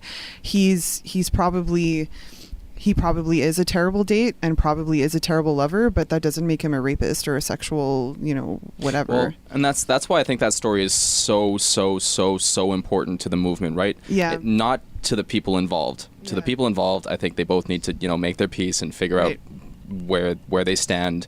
But the story itself, because on both sides it was either, well, no, all men are going to kill me if I say no, or, well, all women are too shy and can't say no. And it's like both of those stereotypes aren't true. It was a massive divide that happened. There was a huge divide, that was the most and important it forced thing about people to look at these these gender norms, these equality norms, and say, well, hey, maybe I can say no. And it forced men to go, well, maybe I can come on a little less strong. Hear the word no. Yeah, exactly. And accept it. And Again, conversations. Exactly. Communication. It's all important. It's a key.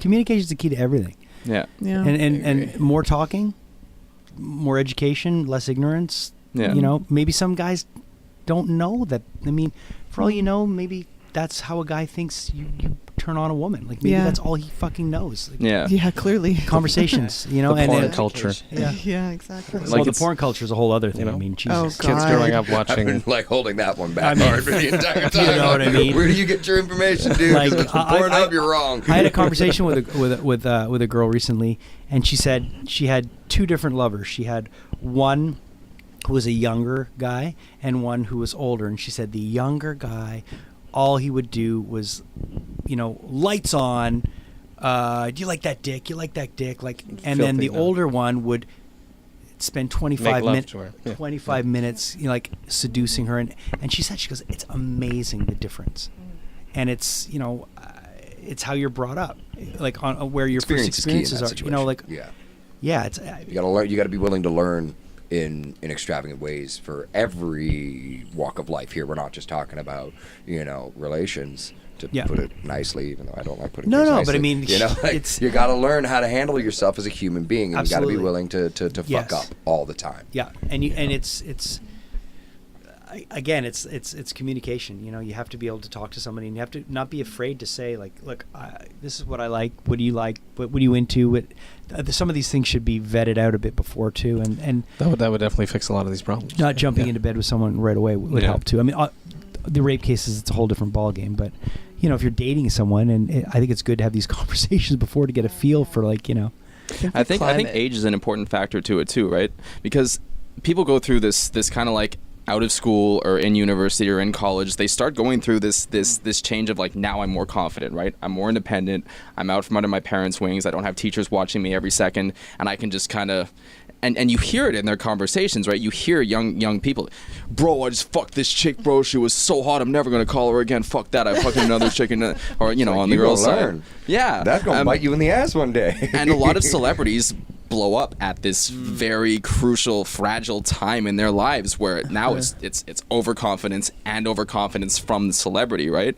So they haven't really had a chance to learn these lessons yet, and they're learning them in the rudest possible way. In a very public way. There's no privacy to their walk. They're surrounded by people who are just yes people. Exactly. Who constantly think that everything they're doing is a good idea. And it's just on top of that time of life there. Perhaps in like a little bit of a more out there theory of mine is that I kind of believe that like we as a people are like one person growing older, and like right now we've had our like late teens like sexual awakening and as a society, and we're like, okay, sex is fine, like sex is great, sex is chill, like what a blah blah blah, it's no big deal, we don't need to be ashamed of it, like when we were 14 and we had our first boner and like blah blah blah, and we're getting older now and we're good, we get it, like sex is cool, everybody like loves sex, wow, great. And then but then like what you said is that there's kind of a backlash from that though, because it's not the real like mature fully way of understanding sexuality, and right now the internet, everything is so visible, nothing is shameful anymore, which it shouldn't be, but that also needs temperance, wherein like you're right, you shouldn't just be hopping into bed with random people and expecting it to always be a completely casual situation. No.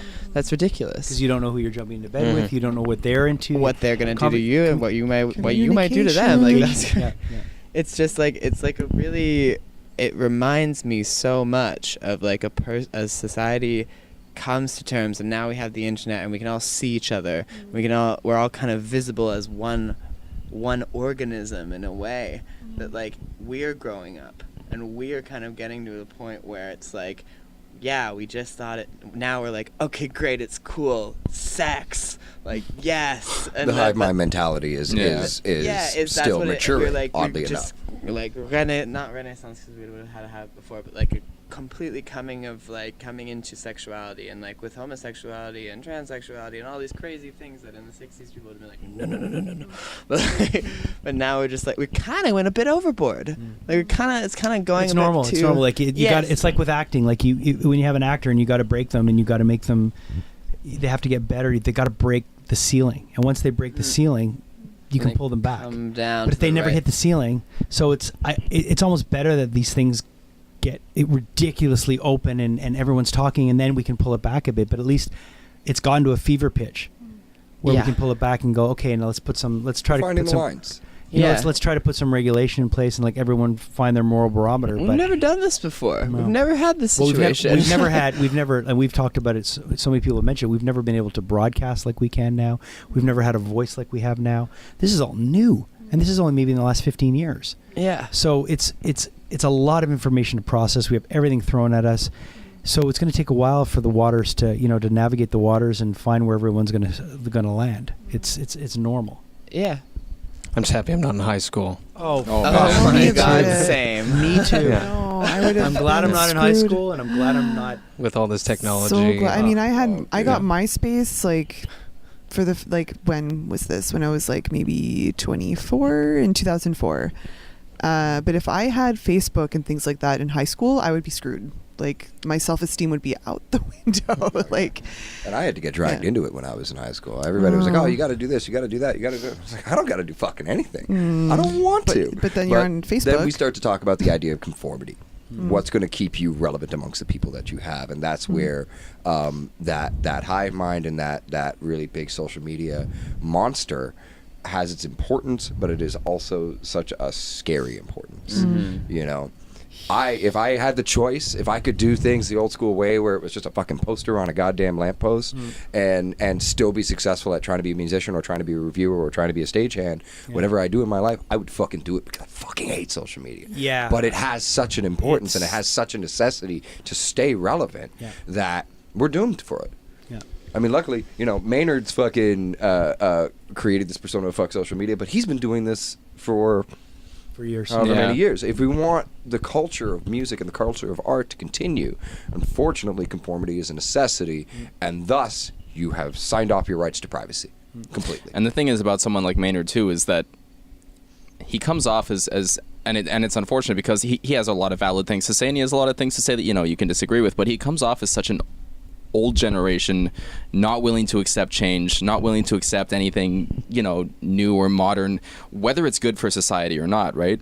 And I think he's shooting himself in the foot a little bit with that because Taking it overboard. Yeah, and I mean the man is so talented, Yeah. but you have to take the good with the bad, right?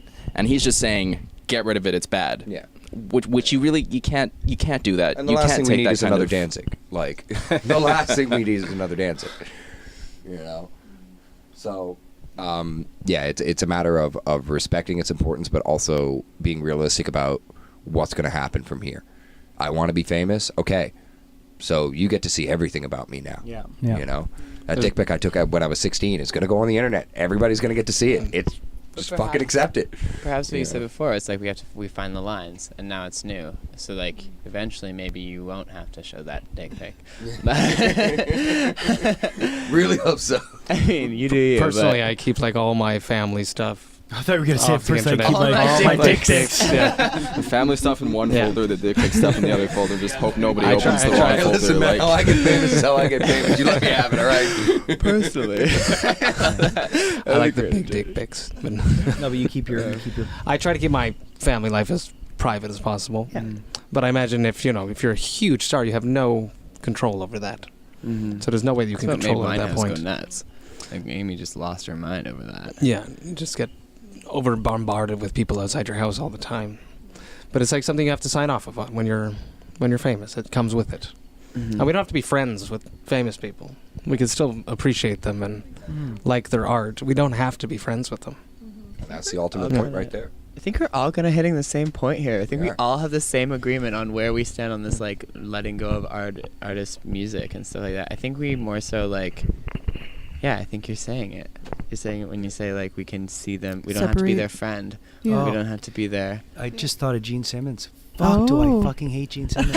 Oh, yeah. Massive piece of shit. But I fucking love early Kiss. There you go. So But it's you're so still hard going to to bang be- God of Thunder. It's so hard to be a Kiss fan. Because they're all just such massive pieces of shit on and off stage. It's just, but I mean, you put on like a Kiss show from the '70s, and I'm like, the black and white stuff when like before they got a huge. I mean, I fucking love Kiss, but I can't really love Kiss anymore. It's weird. Like I've had such a hard time, but man, you put on, put on Dress to Kill, and I'm still like, oh man, I love Kiss, But I can't stand Gene Simmons. Yeah. Stand him. So that's where it comes down to like my original point of, because when you put that record on, the idea is that you're supporting that person. Right. And you're supporting everything that they are. And he's I never, think like- it should be separated from that. He's But also accept the fact that it is still that in a way. he's like Kanye Yeah. West level. Like, he's just said a lot. He was Yeah. Kanye before Kanye was a thought. in He's his just dad's said a lot fucking of dick. stupid shit. Like, Like yeah. I don't. But it's just, it's almost that's more annoying than the guy that commits the crime. Like at least the guy that commits the crime goes to jail, but it's the people that are just, they're just such. He just gets to live and be a piece of shit because it's okay in yeah. society, and it's like it's not okay to us. We don't want to Right. enjoy it. Like I'm not a fucking Conor McGregor fan. I can't stand him. Yeah. But the fact of the matter is he goes out and he wins fights. Right. Same thing with Floyd Mayweather, or Yeah. same thing with actors that are just big pieces of shit, or painters that are big pieces of shit. The end of the day is Guy made his ear to somebody. accept that you are in some way, shape, or form sort of supporting a piece of shit, and you just got to be okay with it. Like Mel Gibson, the Road Warrior and Mad Max Yeah. are Oh, like, fuck. That's that's like. Braveheart and like all of this shit we grew up on, but the fact of the matter is, I mean, it's like so hard. Damn like, racist. It's so hard. But then again, he's another guy who's an alcoholic, who got sober and it's a weird line. Has he changed since he's been sober? I don't know. I haven't I been think following Mel he's very Gibson. angry. Yeah. There's no doubt that the guy's angry, and he said a lot of stupid shit. But Yeah. there's a recording of the Baldwin of Alec Baldwin. yeah, I heard calling about that one. Kim Basinger and just like calling his daughter a little pig. pig, and you little Whoa. bitch, and like, you little fucking ingrateful, and it's awful. There's Awful. moments where you're just off. Exactly. You know? Bring it shut Yeah. off So sometimes. I mean, You I've honestly, said, like, you know, you get mad. I've been livid mad, and I've said stuff to my wife sometimes, and I'm just happy no one's recording. Yeah. no, Yeah. and I've said, and I've sat and I've said to her, like, but I'll apologize right away. Mm-hmm. But there's still things you say that you're not proud of. Everyone's done it, bells get rung. Mhm. and if you don't, if you say you haven't, you're a fucking liar. Yeah. And I think the thing is too is that like the biggest personalities are always the most fascinating. Yeah. Right. So when course. someone shoots up to the stratosphere of fame, it's like that person is clearly weird, you know, eccentric, different, and it's someone that we are now going to follow, and so yeah, they're gonna do weird, stupid, dumb, bad things sometimes, and they're gonna do weird, stupid, dumb, good things that you know. Bill Cosby, what did he do for you know black people, the movement in the 60s and 70s, and yeah. he was so important to yeah. bringing you know to normalizing just seeing black people on television and having black people stand up and speak. On the other hand, Total abuse of power. Yeah. exactly, Total abuse of power. Yeah. and it's like, okay, so do we negate? I think we want us to be perfect. We want us as Right. a species and a people to be perfect. Especially the But ones we we are- look up to, right? Especially the we have ones we look up to. expectations. We are Yeah. essentially it flawed. pisses us off extra when we're like, we were rooting for you. Like, come on. As you were Yeah. saying that before, I was just imagining Michael Jackson. Yeah. Everything you were saying, you know. Yeah, That same baby thing. dangle. Very similar. Remember that Or one? or the And Corys, When the you had Corys, baby. Oh, Corey yeah, the Feldman baby and Corey dangle. Haim. And Michael Jackson, you know, he never went to jail for it. Correct me if I'm wrong. No, he never went to jail. Never went to jail. He acquitted was of never charges, convicted. yeah. But in the court of public opinion, he All was done. opinion. Right? Yeah, But as right soon as as he immortalized died, as that- As soon as he died, All changed. Yeah. Yeah. now he's a All legend. changed. Now he's an All icon. changed. Yeah. Yeah. So, you know, it's Yeah. and that was before social Yeah, media. was imagine- that imagine- Yeah. Imagine now. Yeah. Yep. Imagine now. If the case even came out now. Mm. Yeah. Ooh. Yeah. Yeah. Well, I mean, imagine now. there'd Look be at Vince further Neil. proof. We all went to see Motley Crue and the final tour, and everyone loves Motley. Vince killed the A guy, yeah. the guy from Hanoi Rocks. Yeah. And like Drinking and 3. driving. Yeah, but I like 2 totally months. didn't know that. 2 months in jail he deserved or something. Yeah, 2 and he months? completely Yeah. got off, and Yeah. he like manslaughter. Like was in a car, took the wheel, Ran into another car or something. and killed. Wrapped it around a pole and killed. It was the drummer, or the singer from Hanoi Rocks. It was a I can't drummer. Wow, I had Killed, no like, idea. Point blank, and pretty much bought his way out of jail. So you know,